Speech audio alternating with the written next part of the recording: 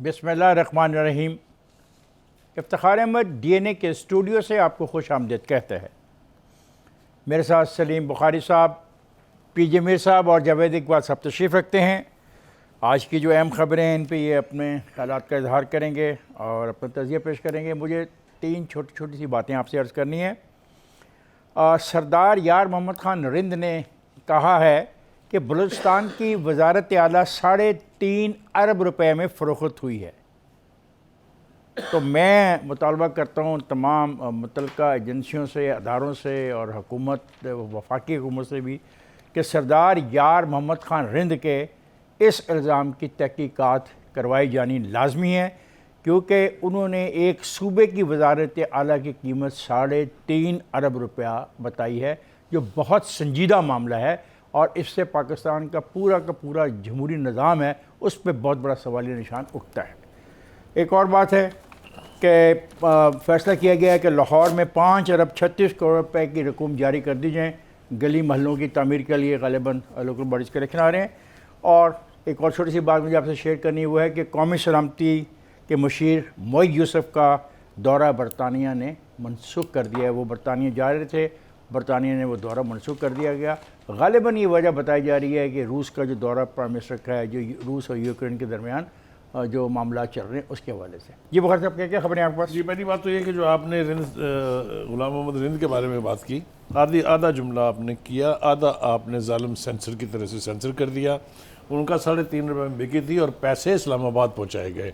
वो आप बड़े बादशाह आदमी हैं, जो आपका दिल चाहता है वो आप करें, आपकी बड़ी मर्जी है, लेकिन जब गुफ्तगू में आएगी तो इस्लामाबाद नहीं, उसमें फिर ऐड कर देना कि उन्होंने आगे वजारतें कितने कितने करोड़ों में बेची हैं। 15 से 20 करोड़ में एक वजारत बिकी है। बड़ी बात है कि जिस चीज़ का मैंने मुतालबा किया उसके 2 स्टेटमेंट्स तो अभी आ गए। मैंने ये मुतालबा किया है वज़ीर-ए-आज़म पाकिस्तान से, तमाम पाकिस्तान की एजेंसियों से और अपना हुकूमत से कि ये संजीदा मामला है। एक शख्स जो बड़ा जिम्मेदार आदमी है, अपोजिशन था जी, वो 3.5 अरब रुपए का इल्ज़ाम लगा रहा है। 3.5 अरब रुपए का अपनी पार्टी की क़यादत पर। जी हाँ, ये और खबरें क्या आपको? अच्छा जी, दूसरी बात यह है, दूसरा मामला ज़रा सीरियस है। ये तो लाइटर नोट के ऊपर हम बात कर रहे थे। हमें ये पहली दफ़ा नहीं बताया जा रहा कि हमने शनाख्त कर लिया है कि कौन है ये टेररिस्ट जिन्होंने पेशावर का धमाका किया है और वो कहाँ से आए थे। लेकिन मेरा तजर्बा ये बताता है कि आज तक कभी कौम के साथ ये शेयर नहीं किया गया। ऐलानात ज़रूर इसी तरह के होते हैं लेकिन कभी शेयर नहीं किया जाता। इसके ऊपर मैं बड़ी तफसील से बात करूँगा। शेख रशीद साहब भी इसके ऊपर बोले हैं, लेकिन उन्हें जवाब देना पड़ेगा जो सवाल हम जी भैया। यहाँ जी एक तो चीज़ हमें यहाँ डिटर्मिन भी करनी है, फेक न्यूज़ क्या है और मिसलीडिंग न्यूज़ क्या है। मैं बात कर रहा हूँ चौधरी परवेज़ इलाही की। PPP कहती है वो CM बन जाएंगे, अब्बासी साहब कहते हैं वो बनेंगे नहीं, हम उनको एक्सेप्ट नहीं करेंगे। तो ये जो एक तासुर फैलाया जा रहा है इन द पॉलिटिकल सर्कल्स, इस चीज़ को I think we need to discuss. इसमें क्या फेक है कि वो बन रहे हैं, एक कह रहा है हम बना देंगे, दूसरा कहते हैं हम नहीं बनाएंगे। तो दोनों कह रहे हैं ना, फेक तो नहीं ना, कोई शख्स तो कह रहे हैं ना ये बात। ना दोनों नहीं कह रहे, ये कह रहे हैं नहीं बनेगा, दोनों कह रहे हैं। खुर्शीद शाह ने, मैं जवेद आप अपनी स्टोरी करें, आप मुझे छोड़े ना। पीजे की story PJ will handle it, PJ will handle it, don't worry, you will handle it. Okay ji, पे आप चले जवेद। देखें, परवेज़ इलाही का कहा है कि allies Imran Khan has a big surprise in store. ठीक है जी, कि उनको हमने ये ऑफ़र कर दिया है। अब मेरी बात हो गई है उनसे, कल बात हुई है, आपको भी पता है। अब उसके अंदर जो इनर स्टोरी है वो मैं आज आपको बता दूंगा। चलिए आप बात जी जावेद जी, आ गए। मेरा ख्याल है हमें FATF के हवाले से भी बात कर लेनी चाहिए कि दोबारा हमें ग्रे लिस्ट में ही रखा गया है, जबकि हमने उनकी तमाम जितनी रिक्वायरमेंट्स थी वो पूरी कर ली। और जो उन्होंने अभी नई कंडीशन लगा दी हैं कि प्रोसिक्यूशन के हवाले से और मनी ट्रांजैक्शन के हवाले से वो दे आर नॉट सेटिस्फाइड। तो मेरे नारे बहुत मारे थे कि हम निकल जाएंगे, तो मेरा ख्याल है उस पर भी हम बात जावेद बुखारी साहब, मैं इतना ज़्यादा जानता नहीं, इतना पढ़ा लिखा नहीं इक़्तिसादी अमूर के मामले में। मैं आप दोनों से एक सवाल करता हूँ कि स्विट्ज़रलैंड जो है, स्विट्ज़रलैंड ही है ना वो, जिसको वाइट लिस्ट में रखा हुआ है, और क्या ये हकीकत नहीं कि दुनिया की सारी ब्लैक मनी उधर है, तमाम ऐसे पैसा जिसका वो अपनी मुल्कों में जवाब नहीं दे सकते, नंबर क्या उनके बैंकों में नहीं पड़ा हुआ? मैं वैसे पूछना चाहूँगा, मैं आपको इसी का जवाब दूंगा। जब आए जी बुखारी साहब। जनाब आज ये दहशतगर्दी का जो वाक़या हुआ है 62 से ज़्यादा इंसानी जानें इसमें ज़ाया हुई हैं। उनका कोई कसूर नहीं था, जो भी जहाँ से भी आए। अब हमें प्राइम मिनिस्टर साहब बता रहे हैं कि मुझे पता है दहशतगर्द कहाँ से आए थे। शेख रशीद साहब जो वज़ीर दाखिला हैं वो फरमाते हैं कि जनाब हम उन तक पहुँच जाएंगे, हमने उनको पहचान लिया है कि वो कौन है।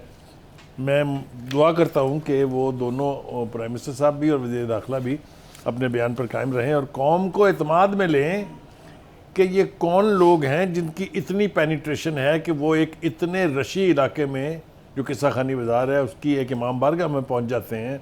उनको कोई चेक करने वाला नहीं, उनको कोई पूछने वाला नहीं। कहाँ है वो जो फूल प्रूफ सिस्टम की हम बात करते थे, कहाँ है वो जो हम उसको बहुत ही काबिल रश्क सूबा करार देते थे जहाँ कहते थे कि कुछ होता नहीं है। एक सवाल तो ये है। दूसरा सवाल ये है कि फवाद चौधरी साहब जो ढिंढोरा पीटने की कोशिश कर रहे हैं कि जी दुश्मन जो है वो यहाँ के मकामी लोगों को अपना हथियार बना लेता है। भाई वो कौन लोग हैं भाई जो हथियार बनते हैं? कौन लोग हैं जो ये हथियार मुहैया करते हैं? कुछ तो इस कौम को बता दें खुदा के लिए। एक तरफ आप कहते हैं कि जनाब ये जंग जो है वो सारी गलत थी, दूसरी तरफ आप कहते हैं कि जी तालिबान के दफ्तर यहाँ खोलने चाहिए, तीसरी तरफ आप कहते हैं जी मुझे तालिबान खान ना कहें। तो फिर क्या कहेंगे? आप क्या कर रहे हैं? ये आपकी परफॉर्मेंस है क्या? और last but not the least जो मेरी गुजारिश है वो ये कि इक़वाम मुत्तहिदा ने भी अब मुतालबा कर दिया है कि खुदा के वास्ते ये जो मुल्ज़मान हैं जिसको आप कह रहे हैं कि हमने शनाख्त कर लिया, हमने पहचान लिया, हम उन तक पहुँच गए हैं, उनको कटहरे में लाएँ ताकि लोगों को और दुनिया को पता चले कि ये कौन लोग हैं, कहाँ इनके स्लीपर सेल्स हैं, कौन इनके जो हैं वो फैसिलिटेटर्स हैं। ये बात अगर आप आवाम को नहीं बताएंगे तो आपकी जो लॉ एंड ऑर्डर की सूरत हाल हर रोज़ आपके हाथ से निकल रही है वो उन तबाह कुन यानी मकाम पर पहुंचने वाली है जहां फिर कुछ भी आपके बस का नहीं रहेगा। इसका तदारक फिल फौर ज़रूर। ये जो आपने बात की है मैं इसको आगे यहीं से लेके जाऊंगा।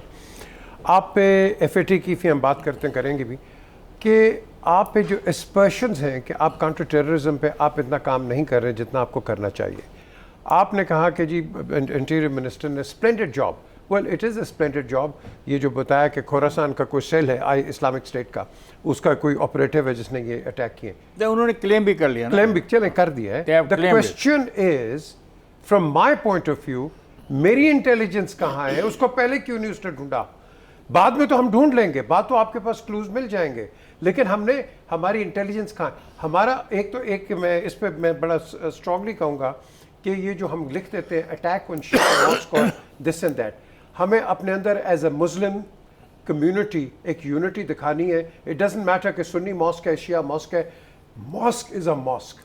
हमने मॉस्क पे बात करनी है, अल्लाह का घर है जहाँ अल्लाह का घर है, हराम है। हाँ जी। तो हमें ये नहीं देना चाहिए तासुर कि हाँ जी उसकी मस्जिद है, उसकी ये मुसलमानों की मस्जिद है और इसके अंदर हमें इस लाइन से लेना है। हमें दुनिया को भी बताना है हम यूनाइटेड हैं, वी आर नॉट सेक्टेरियन। ये तकसीम सिर्फ हमदर्दियां डिवाइड करने के लिए कर ली जाती है। What a beautiful word you used. ये डिविजन्स क्रिएट करती है हमारे अंदर, इस पे हमने काम करना है। दूसरा, हर मस्जिद के अंदर पाकिस्तान में आपने सिक्योरिटी इकदामात को उसी अलर्ट रेड लेवल पे रखना है जहां आपने पहले इंस्ट्रक्शंस दी हुई हैं। आप नहीं करेंगे उनको कहीं मौका मिलेगा। And remember one thing, he will tell you as well Javed, guerrilla warfare is far more dangerous than conventional warfare. तो हमें इसके लिए भी तैयार हो। अच्छा, मैंने तो सुना ये था कि जब मुल्कों में सानहे होते हैं तो कौमें इकट्ठी हो जाती हैं। तो मुझे याद है जब आर्मी पब्लिक स्कूल वाला वाक़या हुआ तो हमारी कौम इकट्ठी हुई और उस वक़्त मैं समझता हूँ कि तमाम पॉलिटिकल पार्टीज़ एक प्लेटफॉर्म पे आईं और नेशनल एक्शन प्लान बनाया गया और उस पर अमल दरामद शुरू हो गया। अब आप ये देखें कि इतना बड़ा सान्या हुआ है कि आज हमारी सियासत और हमारे लोग और हमारे डिसीजन मेकर कर क्या रहे हैं? जो आज हम गुफ्तगू कर रहे हैं, जो आज हम उनसे डिमांड कर रहे हैं, क्या हमारे फैसला करने वाले लोग आया वही सोच रहे हैं या सिर्फ आज भी वो सियासत ही कर रहे हैं? ये है बदकिस्मती इसकी। साने हो जाते हैं, जिनके घर उजड़ जाते हैं, हम उनसे स्वाय हमदर्दी के अल्फाज के अलावा कुछ नहीं करते। आज भी हमारे सियासतदानों की, हमारी हुकूमतों की, चाहे कोई भी है, तरजीहात कुछ और हैं। केपी की हुकूमत जिसकी आपने जिक्र किया, 9 साल से हुकूमत है, मैं समझता हूं इसमें सबसे बड़ी कसूरवार हमें कह देना चाहिए केपी की हुकूमत है। क्यों? इसलिए कि ग्राउंड लेवल की सिक्योरिटी को मेंटेन करना उनकी सबसे बड़ी तरजीहात होनी चाहिए थी। क्यों? उसकी वजह यह है कि जब अगस्त में आ गए थे, आपको पता था कि आपके टीटीपी के साथ तमाम मामलात खत्म हो गए हैं और उन्होंने आपको थ्रेट भी दे दिया था। और यार उसके बावजूद आप सबसे सेंसिटिव एरिया में मौजूद हैं, आपने अपनी सिक्योरिटी इनहेंस क्यों नहीं की? आपने इंटेलिजेंस फेलियर का तो बता दिया, अच्छी बात है, इंटेलिजेंस वाले को काम करना चाहिए, लेकिन इंटेलिजेंस वाले भी कोई ऐसी चीज नहीं है कि उनको हर चीज की पता होगी। ठीक है, लेकिन बुखारी साहब देखें, ग्राउंड पे आपकी एफसी मौजूद है, ग्राउंड पे आपकी पुलिस मौजूद है, आपकी सीटीडी मौजूद है, आपके बेतहाशा टेंटिकल मौजूद है। एक जुमले की सिर्फ इजाजत दें, वो ये कि हमें ये बताया जाता है कि 35 से 40 साल की उम्र के लोग जो हैं वो टेररिस्ट दाखिल हो गए हैं। खाकी रंग के कपड़े उन्होंने पहने हुए हैं, एक की खजगजी दाढ़ी है, दूसरे के बाल घुंघराले हैं। और खुदा के लिए इतनी इंफॉर्मेशन आपके पास, बुखारी साहब, ये एडवाइजरी क्या एडवाइजरी है? आपको हम सबको पता है कि जब हम 2008 में इस जंग में गए थे जिसमें हमने 70-80 हजार जानें दी हैं, आपको पता है कि हर लेवल पे हमने सिक्योरिटी एनहांस की थी और हर चीज एलिमिनेट कर दी थी। ठीक है, आज ये सिर्फ मैं समझता हूं ये जो गफलत है हमारी ग्राउंड लेवल पे जो फोर्सेस है उनकी वजह से। बहरहाल ये है कि जैसा मेरे इल्म में है कि 2014 से 2018 तक आईबी जो थी उसने बहुत सब काम और छोड़ दिए थे। आईबी इन लोगों के पीछे थी और आईबी को वो चीज़ें प्रोवाइड की गई थी जिनसे इन लोगों को ढूंढने में आसानी रहे। आई थिंक उसके आफ्ताब सुल्तान थे, उसके आफ्ताब सुल्तान। और ये हमारी खुशकिस्मती इस हवाले से है कि उस वक्त जो पंजाब के आईजी के जो सरबराह थे आईबी के, वो पंजाब के अब आईजी हैं। मैं पंजाब के आईजी से ये इस बात की तवक्को करता हूँ कि जो भी उनके पास इंफॉर्मेशन है, एक्सपीरियंस है, नो हाउ उसको इस्तेमाल आज से करें। आज उनके पास 2 रोल हैं, एक आईजी पंजाब भी हैं और आईबी में वो बतौर सरबराह रहे पंजाब में उस वक्त जब आप इनको ट्रैक डाउन कर रहे थे। Let's go back to our work, जो आपकी जिम्मेदारी है। छोड़ दें सियासतदानों को, कौन किधर जा रहा है, कौन किसको वोट देगा, it's none of your business. Please, this is my request. वो ख़ानदानों के ख़ानदान ख़त्म हो गए हैं, जाएँ जाके देखें वहाँ पे क्या है। अल्लाह सबको अपने हिफ्ज़-ओ-मान में रखे, लेकिन ये सीरियस मामला है, वो आपको माफ़ नहीं करेंगे। आप कहते हैं ना हिंदुस्तान करा रहा है, अब फलाना करा रहा है, वो कराएंगे तो व्हाट आर यू डूइंग? आपके पास एक्सपीरियंस है, as I know very well, you have the experience to control and manage it, please do it again. और security has to be the top priority of this country other than this politics. मैं उम्मीद करता हूं कि general फैज़ आज जो हमीद फिर रहे थे कोर कमांडर वहाँ पे अस्पताल में, वो भी कुछ आपकी मदद करेंगे इस सारे सिलसिले में। अगर आपको आईबी को किसी चीज़ की ज़रूरत है, किसी ऐसे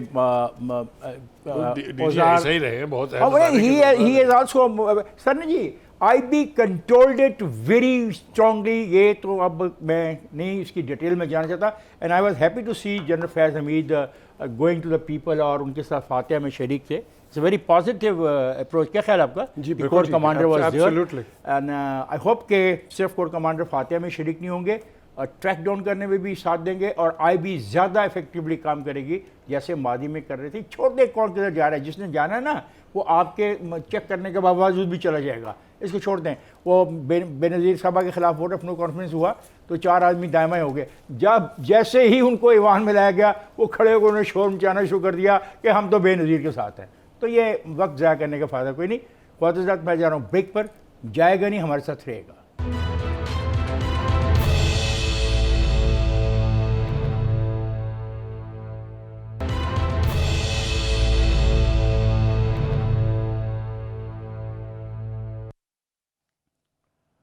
वेलकम है ख्वातिज़ात।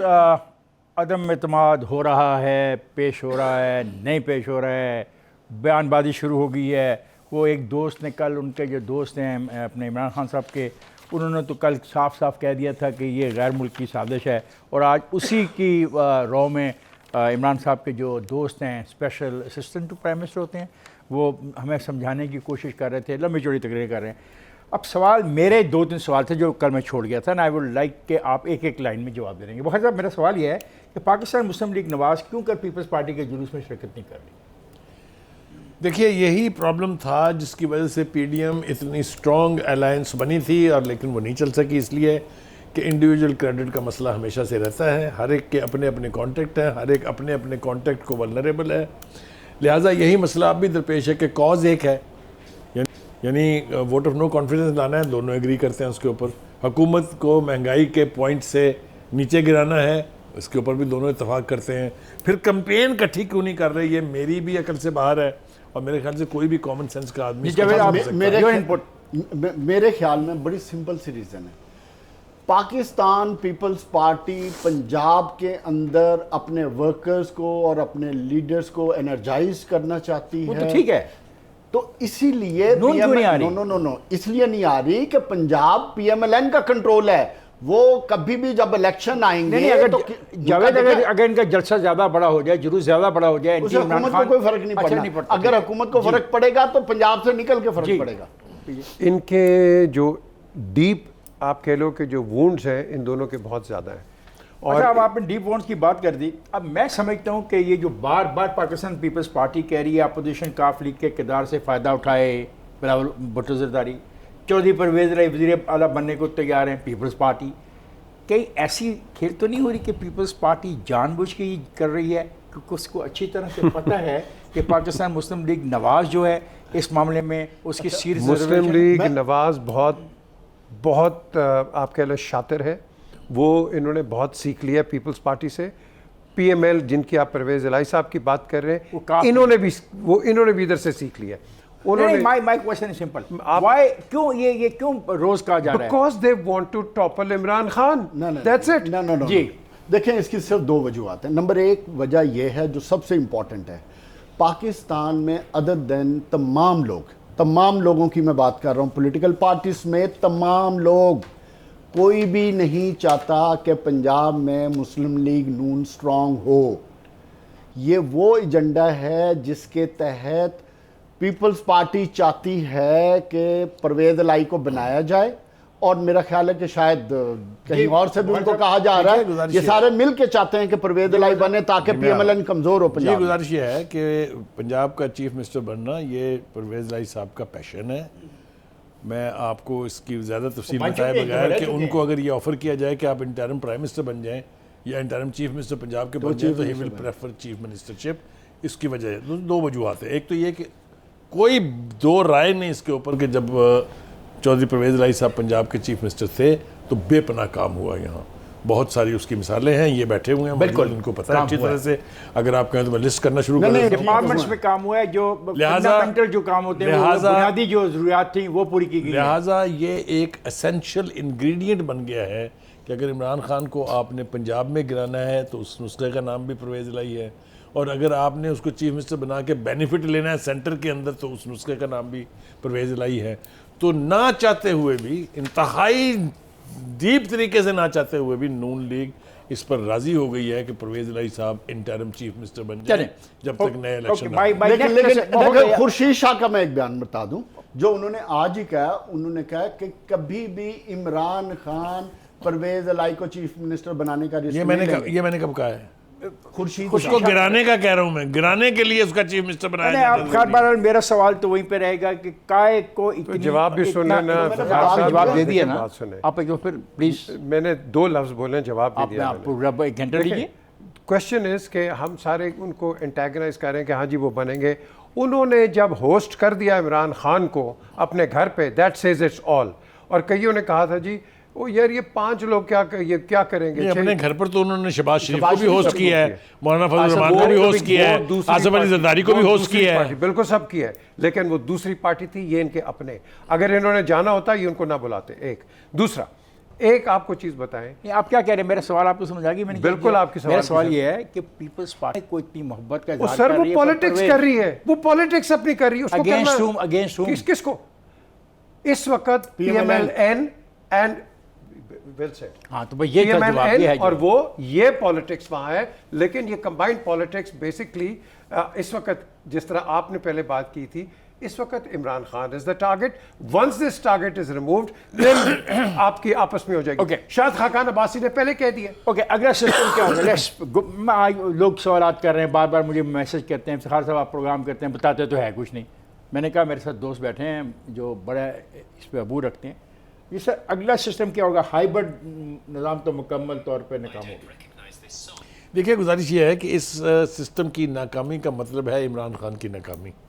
इमरान खान साहब जो हैं वो 2-3-4 वजूहात से पॉपुलर थे। एक ये कि he was a comparatively cleaner leader, दूसरा ये कि ही thought he had a vision, वो अपना एक लेके आए थे साहब किनारे के साथ, और तीसरा ये कि वो जो पावर दैट भी, फिर वही कहते हैं कि उसका जो मर्ज़ी नाम रख लें आप, वो उसके पसंदीदा सियासतदान बने और इक़्तिदार में आने के लिए उन्होंने उसकी सीढ़ी इस्तेमाल की और पहुंच गए। ये तो हो गया अब हाइब्रिड सिस्टम का वजूद में आना। लेकिन चूंकि वो डिलीवर नहीं कर पाए हैं, क्योंकि उनसे परफॉर्मेंस नहीं हुई है, क्योंकि उनसे गवर्नेंस नहीं हुई है, क्योंकि उनसे कीमतें काबू में नहीं आई हैं, क्योंकि उनसे लॉ एंड आर्डर सिचुएशन ठीक नहीं हुई है, लिहाजा अब नाअहली उसमें मज़ीद ऐड हो गई है। अब आप समझ रहे, दो फैक्टर हो गए। इन दो फैक्टर की वजह से सारी पॉलिटिकल एलीट जो है अपोजिशन की, वो एक हो गई है। तो अगला ये सिस्टम क्या एक होगा? का जो है, this will ultimately lead to downfall of Imran Khan if they continue to be united, ये कंडीशन। अच्छा, मैं ब्रेक भी चल जाऊँ क्योंकि मैं वक्त बहुत कम है और उसके पीछे साहब भी बिल्कुल तैयारी कर रहे हैं और जवेद भी बिल्कुल तैयारी कर रहे हैं बात करने को। ये ख्याल रखिएगा, मेरा सवाल ये है कि अगला सिस्टम क्या होगा कि जब ये मौजूदा हाइब्रिड निज़ाम मुकम्मल तौर पर नाकाम हो गया। कोशिश कीजिए कि कम लफ्ज़ों में बात कह दी जाए। ख्वाजात मैं जा रहा हूँ, जाएगा नहीं, हमारे साथ रहिएगा।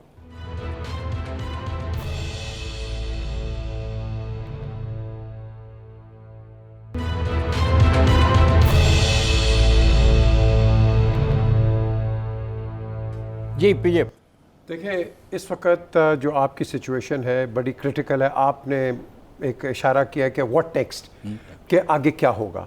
इस वक्त हम एक क्रिटिकल चौराहे पे बैठे हुए हैं। आपके पास इस वक्त जो एक हथौड़ा जो रखा हुआ है, जैसे स्वॉर्ड ऑफ डेमोक्रेट्स आप कहते हो, वो FATF का है, वो इंटरनेशनल बैंक्स का है, वो इंटरनेशनल कम्युनिटीज़ का है, वो अमेरिका का है। आपने अभी एक इंडिकेटर दिया है, 2 मिलियन वीट ले लिया, गैस ले ली, ये ले ली। This has not gone well for the west. 143 countries, क्यों बुखारी साहब कहते हैं 143, उसके अगेंस्ट बोले।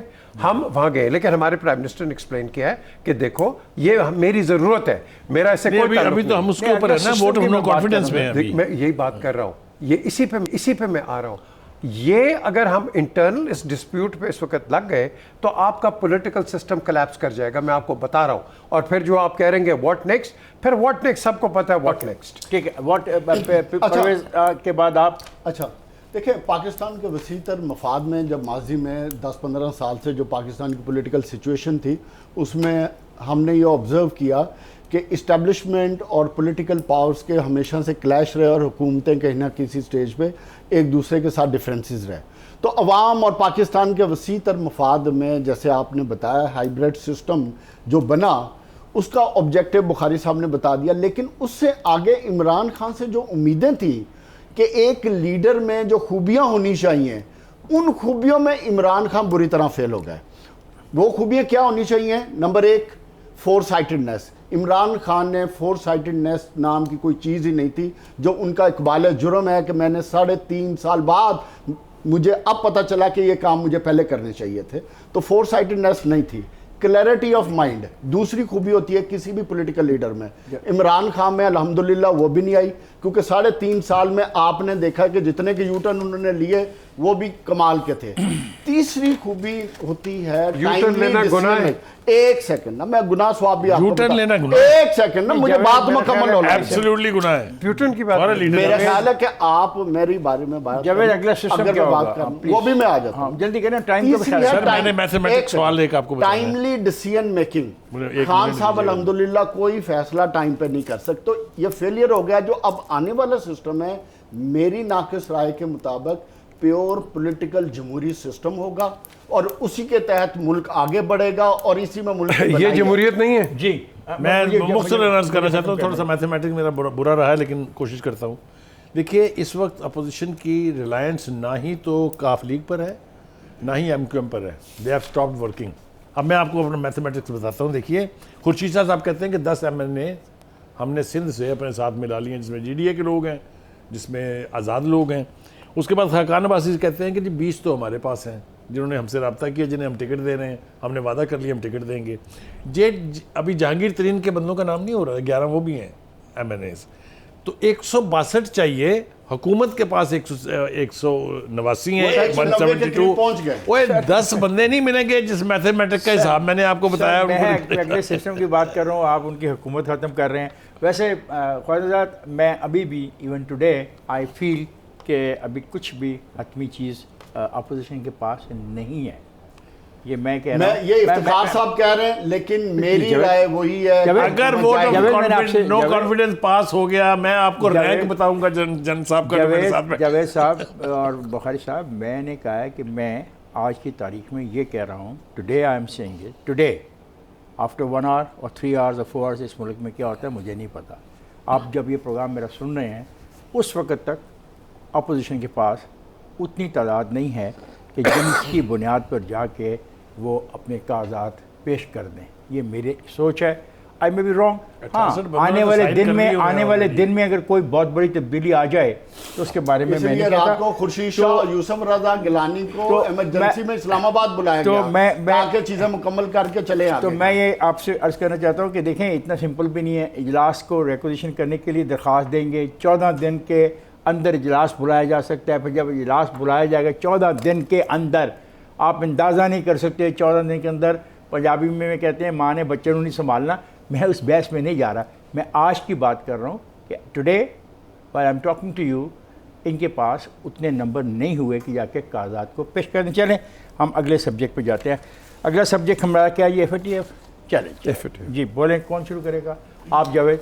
अच्छा, FATF के हवाले से मैं ये समझता हूँ कि पाकिस्तान को मैं नहीं समझता जब तक आप इंटरनेशनली उस जियोपॉलिटिकल गेम के हिस्सेदार नहीं बनेंगे जो आपसे डिमांड की जाती है। पाकिस्तान डिमांड की जाती है कि लोगों को वापस हमारे हाथ दो, जो तकरीबकार हैं, जो गलत काम करते हैं, तो क्यों नहीं देते आप? मैं आ रहा हूँ, आप तकरीबकार छोड़ के सारा पाकिस्तान भी उनको पकड़ा दें, अगर आप उनके मुताबिक काम नहीं करेंगे आप ग्रे लिस्ट में रहेंगे। मुताबिक बताओ ना क्या चीज़ है, मैं नहीं समझ आती ना। आप किसी को बोलने देंगे तो बताए ना जरा, सिंपल लफ्ज़ों में बताया करना। देखिए, पाकिस्तान में पहले 27 इन्होंने रिक्वायरमेंट्स दी कि आप 27 के से 27 पूरी करें। पाकिस्तान ने वो जब पूरी करने लगा तो उन्होंने 2 और दे दी, जिसमें 2 एडिशनल रिक्वायरमेंट ये आई हो गई हैं कि आप मनी ट्रांजैक्शन की डिटेल दें एक, और उसके बाद जो आपकी प्रोसिक्यूशन का तरीक़ेकार है वो भी ठीक नहीं है, उस पर के बारे में वजाहत दें। जिनके बारे में आप इशारा कह रहे हैं कि उन लोगों को पकड़ के प्रोसिक्यूशन करके हमें बताएं। देखें, हमारे अपने मुल्क के मफाद है, हमने अपने फैसले अपने मुल्क के मफाद के तहत करने हैं। इंटरनेशनल कम्युनिटी की अपने मफादात हैं। आप किन की बात कर रहे हैं? यही वो अमेरिका अगर अफगानिस्तान पे हमला करे तो वो ठीक है, उसको FATF की ज़रूरत नहीं है। इधर रशिया यूक्रेन अपने इंटरेस्ट को बचाने के लिए करे तो उसको FATF की तलवार लगा दिया जाए और उस पर पाबंदियाँ लगा जाए। आप किस दुनिया में रह रहे हैं? ये दुनिया मफादात की है, इसमें FATF हो चाहे कोई भी हो, ये वो टूल्स हैं, चाहे IMF हो, वर्ल्ड बैंक हो, जिससे आपको कंट्रोल किया जाता पाकिस्तान जैसे मुल्क को। आप ये भूल जाएं कि आपको ग्रे लिस्ट से कोई निकालेगा। मैं जा रहा हूँ ब्रेक पर, ब्रेक से वापस आते हैं तो फिर ये सिलसिला जारी रहेगा। बुखारी साहब भी बात करना चाह रहे हैं और PJ मीर साहब भी तैयारी किए बैठे हैं और मुझको कंक्लूड करना होगा। जाएगा नहीं, हमारे साथ रहेगा।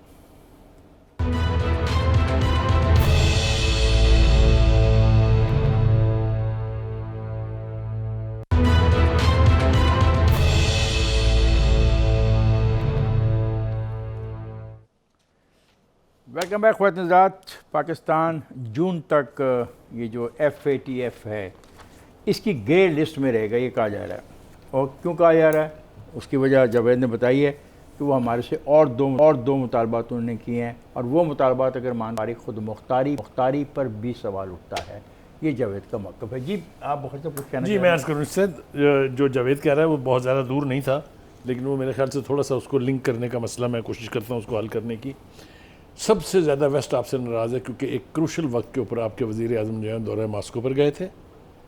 उस दौरे में मोईद यूसुफ साहब साथ थे। पहला इंडिकेशन ये कि मोईद यूसुफ साहब का दौरा बरतानिया मनसूख। दूसरा इंडिकेशन ये कि IMF ने कहा जून तक आप इसी में रहेंगे।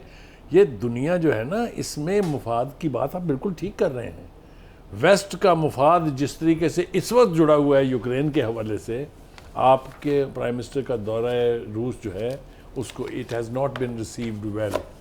इसी की ये 2 इंडिकेशन जो मैंने आपको बताए हैं। मैं कन्विंस हूँ इस बात पे कि इसका कोई तल्लक उन शराइत पूरी करने से नहीं है, क्योंकि पिछली दफ़ा में कहा गया था जी एक पॉइंट ऐसा रह गया जिसके ऊपर आपने पूरा आपने अमल नहीं पूरी किया। कर दी। IMF की कंडीशनैलिटी में हमने उस पर भी अमल कर दिया है, अब फिर हम वहीं के वहीं हैं। तो इसकी वजह यह है कि जो हमारी पॉलिसी इस वक्त है, जिस तरह हम एब्सोल्यूट नॉट टू अमेरिका कहने के बाद प्रो मॉस्को हुए हैं, ये उसकी सज़ा है और जारी रहेगी। और ये बात सुने, ये जो इमरान खान से के दोस्त हैं वो यही तो कह रहे हैं कि सारी अदम एतमाद की जो तहरीक का जो उबाल उठ रहा है, इसकी बुनियादी वजह यह है कि हमने अमेरिका को इनकार किया है और हमने फैसला किया है कि अब हम गैर जानबदार सियासत करेंगे दुनिया में। जी पीजे साहब। देखें, ये जो मीटिंग हुई है कल ख़त्म हुई है, आज तो हफ्ता है। इस मीटिंग के अंदर पाकिस्तान को अपलॉड किया है कि उन्होंने अच्छे काम किए हैं, वो काफ़ी इस पे तेज़ काम कर रहे हैं, प्रोग्रेस बड़ी अच्छी हो रही है।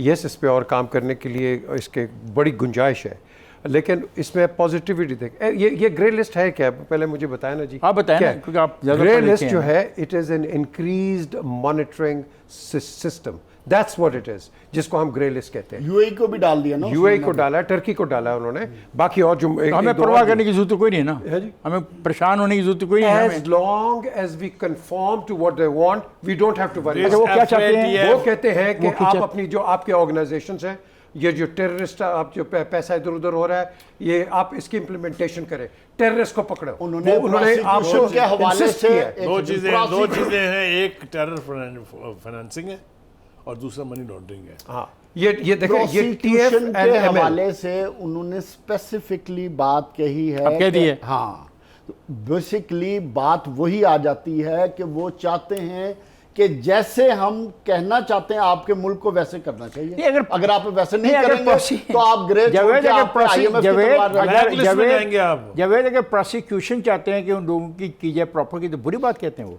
हो सकता है हमने प्रॉपर की हो, लेकिन अगर उनकी मंशा के मुताबिक नहीं है तो फिर क्या करें? वैसे वो लिख के तो कुछ नहीं दिया ना कैसा हमने करनी है प्रोसिक्यूशन, ऐसी कोई तहरीर तो नहीं आई ना। ये मुझे नहीं पता, लेकिन एक बात बड़ी तय है, पाकिस्तान को फैसले अपने मफादात के तहत करने अच्छा चाहिए। अच्छा अच्छी क्योंकि बात। जब वक्त जी, आएगा I'm going to किसी ने wind आपके up साथ now. नहीं खड़ा होना, Anything- आपने अपने पैरों would you पे खुद like to खड़ा add होना है। something? हमारे फॉरेन ऑफिस स्पोक्समैन ने बड़ी अच्छी बात की है कि जो हमारी इंटरनेशनल लॉबी है, इसमें पॉलिसी है पाकिस्तान के खिलाफ। वो जयशंद्रा जो उनके हैं एक्सटर्नल मिनिस्टर इंडिया के, उन्होंने तो क्लियरली कहा है कि हमने आपको सबोटाज किया, इन नो अदर वर्ड्स। कहाँ पे ये जी, FATF में? ये FATF के अंदर।